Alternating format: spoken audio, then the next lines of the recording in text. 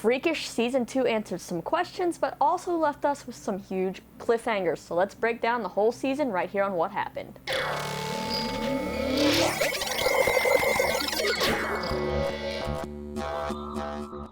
How's it going, you lovely people? Lisa here, and it is time for another TV recap. This time I am breaking down Season 2 of Freakish, which is available right now on Hulu, so go watch it if you haven't already. Also, if you're clicking on this video, I really hope you also watch Season 1, and it kind of goes without saying, spoiler alert here. So with this show, since all the episodes came out at once, I actually wasn't sure how to do this recap. Wasn't sure whether to break it down episode by episode, maybe group a few episodes together, but alas for this show, I'm just going to do a whole season overview.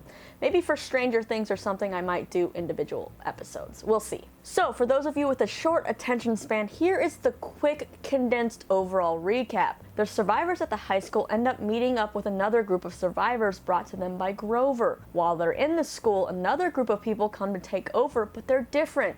A few of them are modified humans of sorts, and in other words, we learn thanks to Barrett that Keller Chemicals was experimenting on human subjects, and these are some of them that have escaped. The episode ends with 4 main cliffhangers. Barrett is stuck outside of the school by himself, and he might be going a little crazy as he's having visions of Grover, but he does meet up with someone else. Grover has been shot and taken in by government workers or Keller workers, and he's recovering when a looming figure stands over him, and it turns out to be his dad. So is Grover the next test subject? As far as the group with the rogue experiment people in it, or I guess they're called labbies, I think, in this show, Birdie and Haley are the only 2 of that group of 4 to survive, or so we thought. 1 minute, Jake, played by Brant Doherty, is on the ground looking like he's been killed by the freaks, and then the next moment he is gone. The last big cliffhanger is that the survivors were briefly exposed to the chemicals when a window broke, and now that they're in a safe part of the school, they think they'll be okay, but it turns out someone is turning into a freak. Next up, let's take a minute to kind of mourn all the characters we've lost this season. R.I.P. new kid Red, played by Crawford Collins, who didn't really do much on the show except skateboard around, and he met his fate thanks to Jake impaling the kid with his own skateboard and stuffing him into a locker.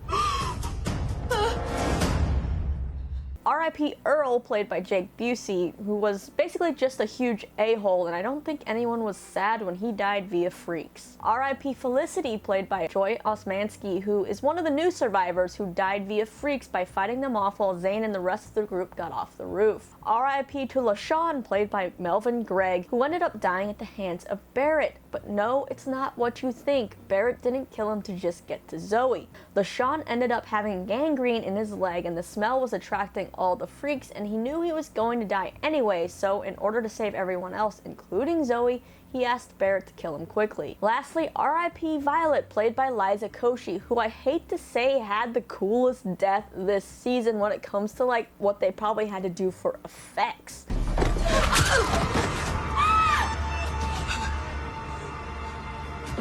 Yeah, ouch. She also died kind of in honor trying to save the group, as she served as a distraction while Anka saved the others from the bunker. Let's now dive into a little more detailed recap of the season. Season 1 left off with LaShawn venturing out with the one good mask to see if he can maybe find help. He ends up driving to the police station where he passes out. He awakens with an IV in his arm, and he's greeted by one nosy lady who he tells about his friends in the school and that they're survivors. The way she keeps questioning LaShawn about the kids in the school, the survivors, and if they're, armed or if they're safe, what's going on, it kind of is an immediate signal that she is up to no good, that something is going on at this police station that's not just police trying to help people. LaShawn overhears the lady having a conversation with another worker about a guy and a girl maybe escaping and how none of the other labbies are cooperating. LaShawn is pretty smart and knows that he can't trust anyone at this police station, so he breaks out, but as he's trying to find his way out of the building, he comes across a portion of the building where people are being experimented on, where they're pulling out these like gross strands or strings, I don't even know what it is, out of their backs. Ow! He also comes across a labbie telling a worker that they're never going to find those missing experiments, the guy and the girl that escaped.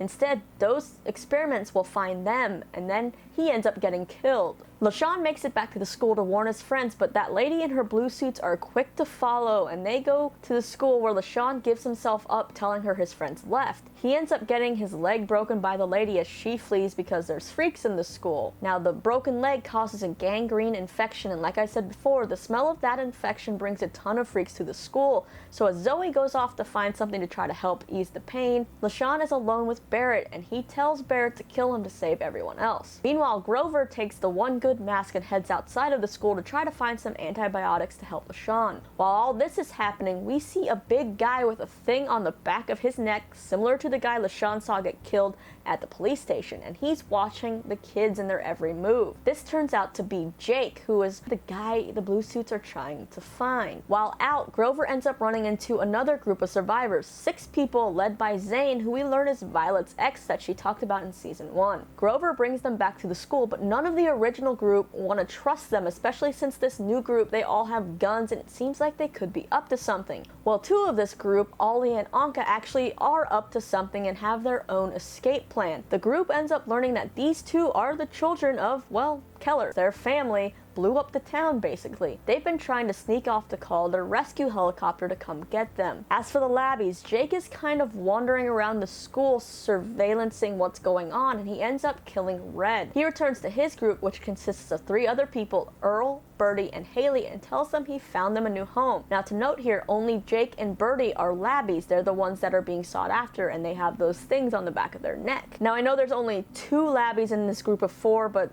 just to make things easier when I refer to all 4 of them, I'm just going to call them the labbies. They end up making their way to the school where they come face to face with the survivors. Now, the dynamic of the labbies, Jake seems to be the leader and he looks out for the others, while Earl is just mean and very hard on Haley, who is a very timid girl who doesn't want to hurt anyone. She, though, has latched on to Birdie, and the 2, I guess you could say, are in love with each other, but Birdie knows that Haley needs to toughen up if she's going to survive this whole thing. Back at the school, Zoe ends up learning that Barrett killed LaShawn, and even though Barrett tries to tell the truth about how LaShawn asked them to, Zoe isn't believing him for a second, and basically Barrett is outcast. Zoe decides to team up with the other group of survivors to try to get on the killer's helicopter and escape. They head to the roof, but the freaks are on their tail, and the beacon doesn't end up working, so they're able to actually fight the freaks off to get back inside. Everyone except Felicity. When they return to the group, they immediately accuse Barrett of taking parts out of the beacon, and it turns out it wasn't Barrett, but it was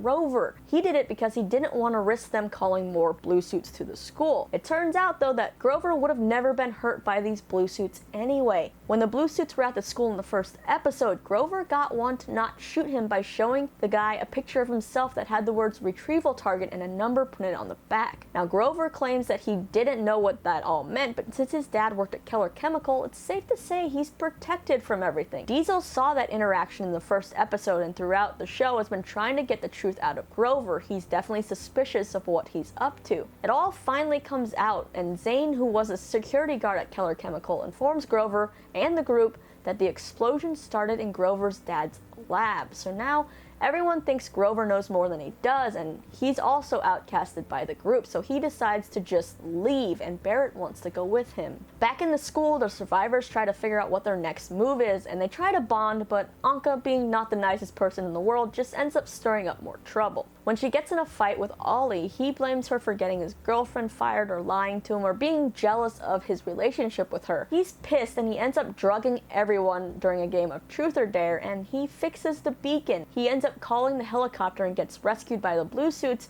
and he tells everyone that there are no other survivors. Grover and Barrett end up going to Grover's house, and then Barrett takes Grover to his house where he shows him something to explain why he did what he did related to the explosion. Barrett gives Grover a file about Project Wednesday, which reveals that Keller Chemical was experimenting on humans. Grover also ends up learning something else that's pretty shocking. Your dad is in charge of Project Wednesday. The two later hear that a camp has been set up at the East Ridge Pass to help survivors. Grover and Barrett head to the camps and realize that the government is there, so they kind of realize that Keller Chemical and the government must have been teaming up on this Project Wednesday together. So what were they trying to do? Are they trying to make super soldiers some kind of army? Well, the two end up breaking into the camp and find a bunch of people who were poisoned by the same thing Collins tried to poison them with in season 1 that they claimed was a vaccine. They realize witnesses are being poisoned, so Barrett basically takes a syringe of the poison with him as evidence for later. They then hack into the computer and see more notes on Project Wednesday, and these notes detail the effects of the chemicals on 2 test groups. Test Group 3 says that those test subjects are to be retrieved, which immediately makes Grover think he's a test subject. Grover's able to take some pictures of the computer and all the notes before they run from security, and as they're trying to escape, Grover gets shot and he pulls off his mask in order to try to expose himself to the chemicals while he tells Barrett to run. When Barrett is sitting alone in the car afterwards, Grover shows up, and all of a sudden Grover is really mean to Barrett, and it's safe to say that this is not the real Grover. It turns out to just be a figment of Barrett's imagination, and this Grover is basically trying to make Barrett feel like everything is his fault, like all this blood that's happened is on his hands. Barrett ends up going to a store, which was a rendezvous point for his people to meet in the case of a worst case scenario. As he's talking to himself saying Zoe was right, he's a murderer, Tanya walks up and tells him she's very real because he doesn't believe she's real. Now Tanya is actually someone who worked at Keller Chemical and was the girlfriend of Ollie. She ended up leaving him. Seems like she was also maybe fired for stealing from the company, which means she was probably Barrett's woman on the inside. For Grover, he ends up waking up in a bed with his dad standing over him. Meanwhile, the Labbies have made their way into the school, trying to claim it as their new home, and Earl injures Sadie and Jake traps her, Zane, Zoe, and Diesel down in the bunker. Violet ends up overhearing the Labbies in the hall, so she and Anka basically have to team up to try to stay away from the Labbies and save their friends. They end up running into Haley, who is scared and offers to help them because she wants to go with them if they escape. While I like Haley, the poor girl ends up becoming bait as Violet takes her hostage and holds her at gunpoint to distract the other 3 Labbies while Anka goes and frees the other 4 from the bunker. Also, while the 4 were down in the bunker, they tried to escape by busting through a wall, and while down there, they discovered a huge vault and a skeleton of some guy that worked at a construction company and that had been down there for many years. Earl ends up killing Violet as the rest of the group barge into the room. Haley grabs Violet's gun and threatens to kill Earl, but Earl of course taunts her, saying, she doesn't have the guts to hurt anyone. Haley does end up pulling the trigger, but the bullet misses and cracks a window. As the chemicals start to seep in through the hole, Birdie has one of her seizures because one of the side effects of her being experimented on is that she has seizures whenever freaks are around. Freaks end up busting through the window and everyone is able to get out of the room except for Jake and Earl. They seal up the room and now Zane wants to kill Haley and Birdie, but Birdie tells him they're all on the same side against Keller and the people who did all of this, and so she shows them the back of her neck. Now when Birdie looks back into the locked room, she sees that Jake is no longer there, so it seems like maybe somehow he survived. As for the group, they're all gathered in the cafeteria and all of a sudden Birdie starts having a seizure, which means someone in the group is turning into a freak, but who? They've all seemed to have been exposed to the gas. Alright, so those are the main plot points for season 2. There's of course romance stuff and drama stuff between, people, but that would have just made the whole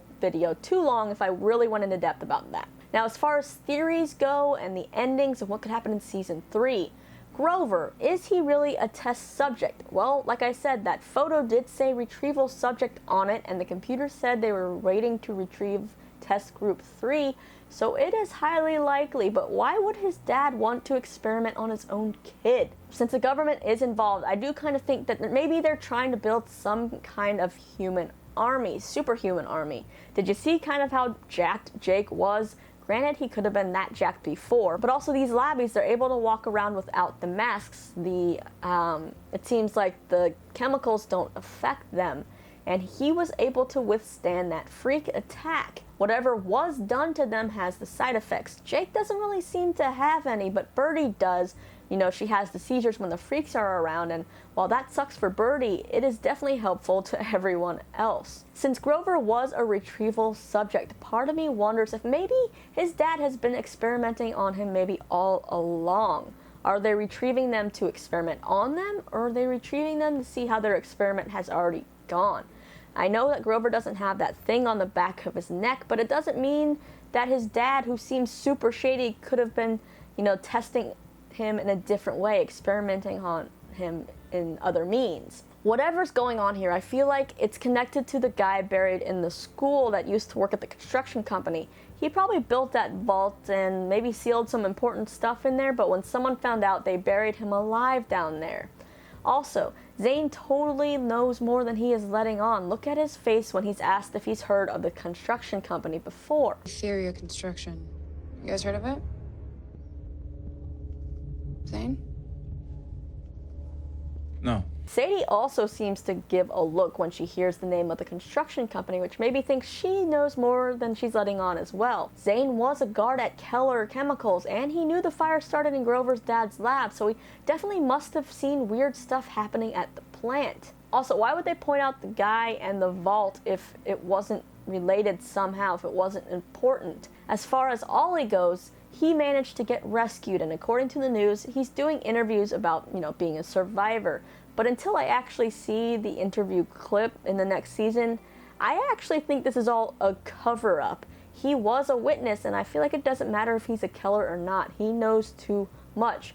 Plus, since the government is involved, I feel like they're just trying to comfort survivors that happen to watch the news to make them think there's help and things are okay. Now, that's kind of backed up by the fact that the emergency broadcast is telling survivors to go to the East Ridge Pass, where it seems like they're actually being killed for being witnesses.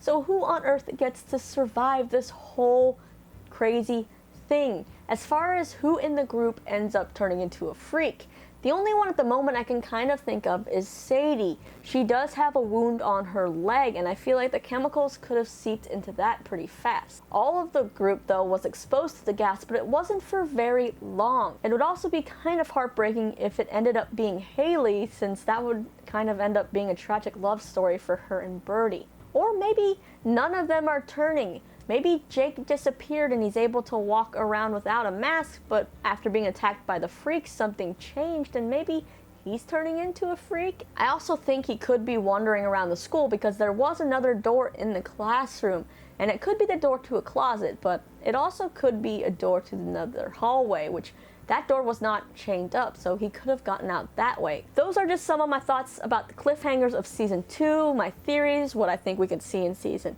3. I know that I need to know more about Grover's dad, where Jake went, what the labbies exactly are, and who is turning into a freak, and what the whole construction company has to do with anything. So I have my fingers crossed for a Season 3. Now, as far as the show as a whole goes, I actually thought this season was just as good as Season 1, if not maybe better. As far as the performances go, I have to say that I was impressed. Some characters, though, this season fell a little flat, like Diesel and Sadie. I feel like they didn't get as much to do or have a lot of development. It was just kind of in broken spurts of, Diesel being really upset about what happened in Season 1, and then he ends up bonding a little with Sadie, but never enough focus on them. So that basically wraps up this video recap of Season 2. Let me know all your thoughts on the season, and what do you want to see happen in Season 3? What are your theories about Project Wednesday and maybe who's turning into a freak? Let me know, and then you can click right over here for some more of my TV recaps. And if you like talking about TV and movies or watching me talk about TV and movies, I do it all the time, so feel free to subscribe, hit that notification bell so you don't miss a video, and I will see you next time.